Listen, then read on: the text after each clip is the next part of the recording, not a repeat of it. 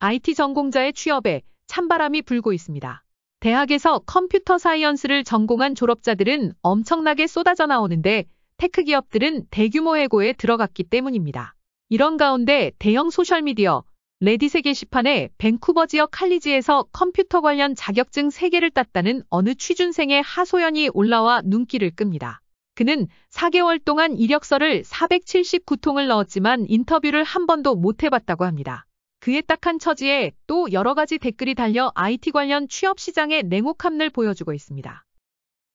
저는 밴쿠버에서 컴퓨터 관련 2개의 디플로마와 또 다른 자격증을 땄고 IT 부문에서사 연간 일한 경험이 있습니다. BCIT에서 풀스택 웹개발 디플로마, UBC 인터넷 기술 자격증을 취득했고 랭가라 대학에서도 IT 관련 디플로마를 땄습니다. 이후 대학에서 소개한 업체에서 지난 4년간 IT와 혼합된 웹개발에 참여했고요. 내가 지원하는 직책은 풀스택 개발자, 프론트엔드 개발자, 백엔드 개발자, 웹 개발자, IT 분석가, 소프트웨어 엔지니어입니다. 그런데 지난 4개월 동안 479개 업체에 지원했지만 한 번도 인터뷰를 받지 못했어요. IT 취업 시장이 예전과 다르다는 것은 짐작하고 있었지만 막상 현실에 부딪히니 너무나 당혹스럽습니다. 컴퓨터 사이언스 관련 자격증이라는 게 휴지 조각처럼 아무런 의미가 없는 것 같네요. 자신의 스타트업을 가지지 않으면 이 업계에서 먹고 살기 힘든다는 것을 느낍니다. 지금은 간호학과에 진학하는 걸 고려하고 있어요. 간호학과는 수요가 많고 실제로 꽤 괜찮은 급여를 받기 때문이지요. 저와 비슷한 상황을 겪고 계신 분이나 조언해 주실 분이 계신지 궁금합니다. 레딧의 답글 가운데 우선 눈에 띄는 것은 컴퓨터 관련 디플로마의 무용론입니다. 유휴메어스 아바타란 아이디를 가진 사람이 이렇게 답했습니다. 답답한 심정을 충분히 이해합니다. 제가 한 사람이 필요해서 인디드에 채용 공고를 올렸는데 3, 4일 만에 1000명 이상의 지원이 쇄도했습니다. 그 많은 이력서를 물리적으로 검토할 수 없어서 광고를 삭제해야 했습니다. 2개의 디플로마와 1개의 자격증은 맥락 없이는 아무 의미가 없습니다. 아시다시피 캐나다에선 디플로마를 대량 생산하는 공장이 있고 고용주는 디플로마 공장 지원서를 100% 무시합니다. 디플로마 밀, 즉 디플로마 공장이란 것은 일부 소규모 사립 전문대학이 국제학생 등을 대상으로 졸업장이나 자격증을 쉽게 딸 수 있다고 유혹하여 돈벌이를 하는 것입니다. 이 때문에 최근 밴쿠버와 토론토시가 이들 사립대학들이 디플로마 발급을 미끼로 외국 유학생들을 ATM기로 보고 있다며 단속하고 있습니다. 마크 밀러 연방 캐나다의 민부 장관이 올해 학생 비자 수를 35% 줄이겠다고 발표한 것도 이와 무관하지 않습니다. 밀러 장관은 디플로마 공장을 강아지 공장과 동등한 것이라고 덧붙였습니다. 온타리오의 거의 모든 사립대학은 사실상 졸업장 공장으로 보면 된다는 댓글도 있습니다. 온라인 코스도 많고 가짜 디플로마를 파는 곳도 있어 전문대학 디플로마에 대한 신뢰도에 타격을 주고 있습니다. 4년제 컴퓨터 사이언스를 졸업한 전공자들도 취업시장에서 발에 채일 정도인데 디플로마 소지자들을 고용주들이 거들떠보지 않는 것이 현실입니다.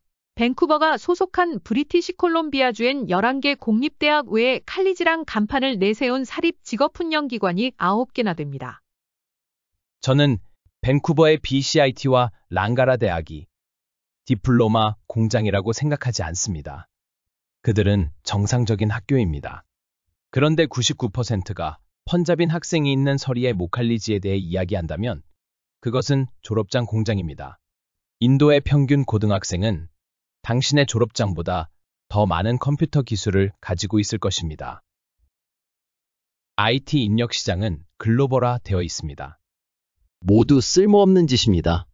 인도는 비용의 일부로 고용할 수 있는 CS 인력 군대를 쏟아냈고 그들의 기술은 소프트 스킬을 포함하여 매우 좋습니다.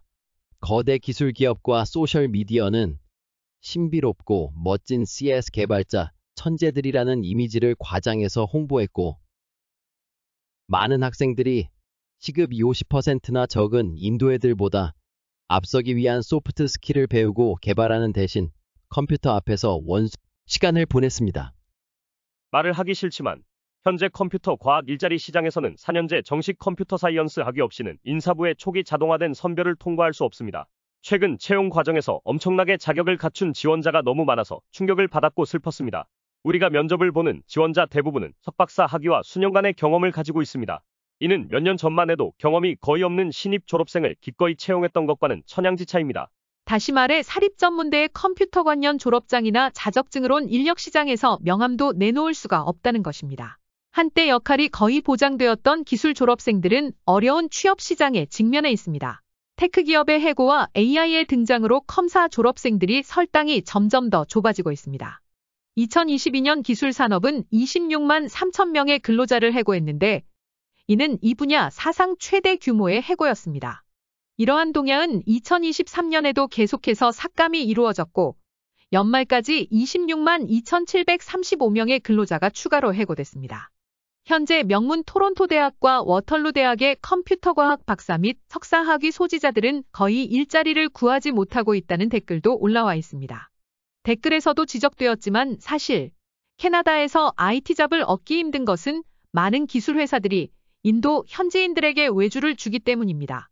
캐나다 IT 기술자 1명 고용 비용으로 인도 개발업자들 서너 명도 고용할 수 있습니다. 인도인들의 기술은 소프트 스킬을 포함하여 매우 좋습니다. 원격 근무와 온라인으로 많은 일을 협업할 수 있습니다. IT 업계의 취업난은 AI, 즉 인공지능의 등장도 한몫합니다. 이제 챗GPT가 쉬운 코딩을 다 합니다. 히오스타트의 개발 책임자 빅킴은 챗GPT가 있기 때문에 예전처럼 보조 개발자가 많이 필요하지 않다고 말합니다.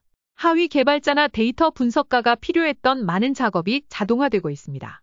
즉, 초보 개발자의 역할이 축소되고 있는 셈입니다. 그만큼 사립기술대학 컴퓨터 자격증 몇 개로 취업하기가 하늘의 별 따기가 된 것입니다.